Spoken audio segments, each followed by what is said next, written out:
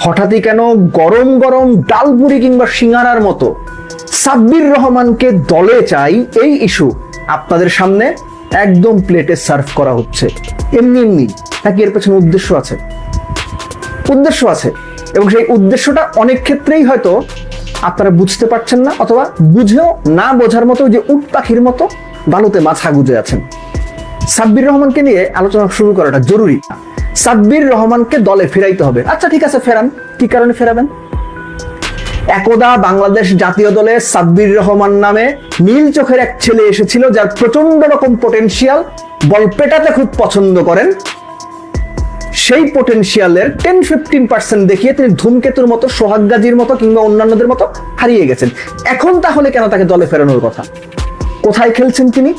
আপনি জানেন, এই যে ইংল্যান্ড আমেরিকাতে আমাদের অনেক প্লেয়াররা গিয়ে খেলে, যারা ন্যাশনাল টিমের সার্কিট থেকে বহু আগে বাদ হয়ে গেছে, তারা কোন লেভেলের ক্রিকেটটা খেলে? আপনার কোনো ধারণা আছে কোথায় খেলে তারা?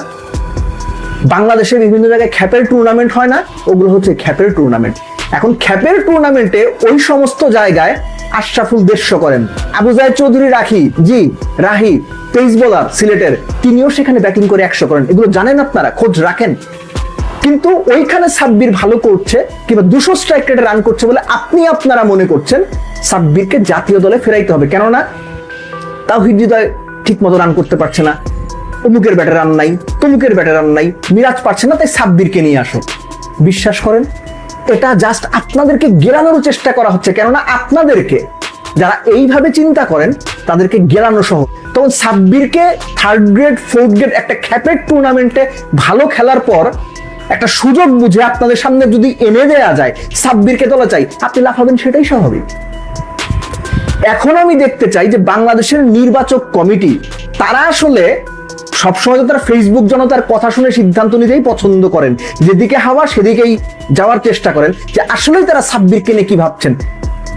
যদি ব্ল্যাঙ্ক চেক দেওয়া হয় এটা বলার জন্য, আই মাস্ট সে, সাব্বিরকে নিয়ে বাংলাদেশ ন্যাশনাল টিমে সাব্বিরকে ফেরানো হবে, এইটা নিয়ে আলোচনা করারই কোনো মানে হয় না।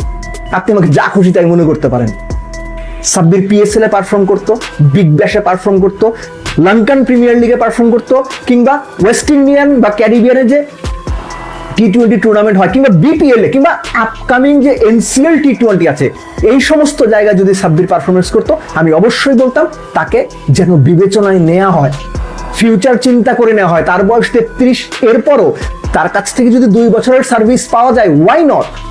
কিন্তু এমন একটা টুর্নামেন্টে সাব্বির খেলছেন যে টুর্নামেন্টের আইডিয়ালি কোনো ভ্যালু নাই।